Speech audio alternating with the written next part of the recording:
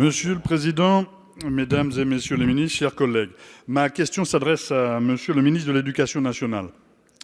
Vous aviez pris vos précautions, Monsieur le ministre. Vous souhaitiez, et je vous cite, que la rentrée soit aussi normale que possible. Vous aviez raison, parce qu'elle s'est mal passée, partout. De la maternelle à l'université, des classes surchargées, un nombre important d'élèves sans affectation sur tout le territoire national, de l'Île-de-France à Villefranche-de-Lauragais. Des enfants perdus de vue, 3 900 rien qu'en Seine-Saint-Denis. Des étudiants en mal de Parcoursup, abandonnés à leur sort, et à qui Madame Frédérique Vidal, ministre de la Recherche, propose seulement qu'ils se responsabilisent. Enfin, une insuffisance criante d'enseignants à tous les échelons de l'enseignement public. C'est la deuxième rentrée sous Covid, Monsieur le ministre, cette année. Vous aviez l'expérience et le temps pour l'organiser convenablement. Que se passe-t-il avec notre éducation nationale, Monsieur le ministre ?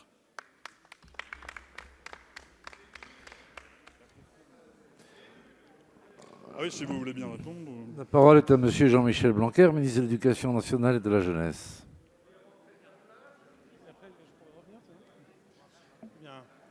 Monsieur le Président, Mesdames et Messieurs les députés, Monsieur le député Larrive, vous avez été concis, je vais l'être. Je vous invite d'abord et avant tout à regarder l'ensemble des pays comparables à la France et nos grands voisins. Et vous pouvez poser la même question la semaine prochaine. Regardez et parlons-en.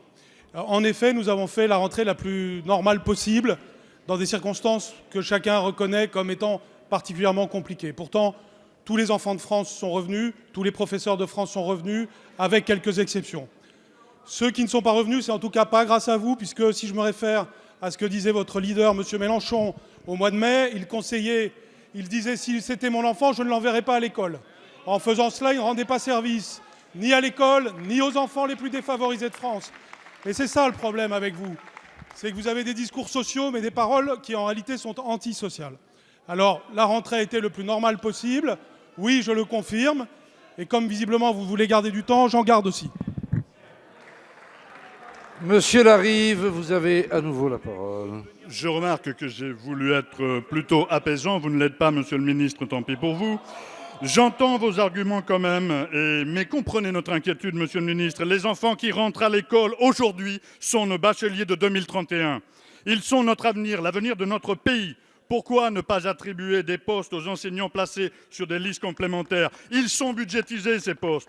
Pourquoi ne pas instaurer la distribution de masques gratuits du collège à l'université? Vous garantiriez ainsi l'application de votre protocole sanitaire. Vous avez raison, je regarde l'Europe, et l'Europe vous dit ceci: l'Italie va recruter 84 000 personnels enseignants.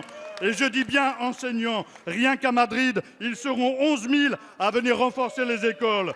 Et pour garantir des classes limitées à 20 élèves. Alors pourquoi, Monsieur le ministre, pourquoi vous voulez que nous soyons les mauvais élèves de l'Europe? Monsieur le ministre, vous avez la parole. Bien, monsieur le député, vous ne savez pas de quoi vous parlez. Dans les pays en question, je vous invite, dans n'importe quel pays comparable à la France, à recruter 84 000 personnes comme étant professeurs. Si vous appelez professeur les recrutements qui vont avoir lieu, alors nous n'avons pas la même conception de ce qu'est un professeur. Monsieur le député, ayons un débat approfondi sur ces sujets. Franchement, nous n'avons pas à rougir de ce qui s'est passé. Essayez de contribuer à l'unité nationale autour de l'école, plutôt que d'essayer de faire de vaines polémiques. Jamais le taux d'encadrement à l'enseignement primaire n'a été aussi favorable. Dans chaque commune de France, ce taux d'encadrement s'améliore. Nous avons mis 1 500 000 heures supplémentaires pour aider les élèves. Et aujourd'hui, nous sommes organisés pour les aider. Vous, ce que vous voulez, c'est créer des polémiques. Nous, ce que nous voulons, c'est aider les élèves de France.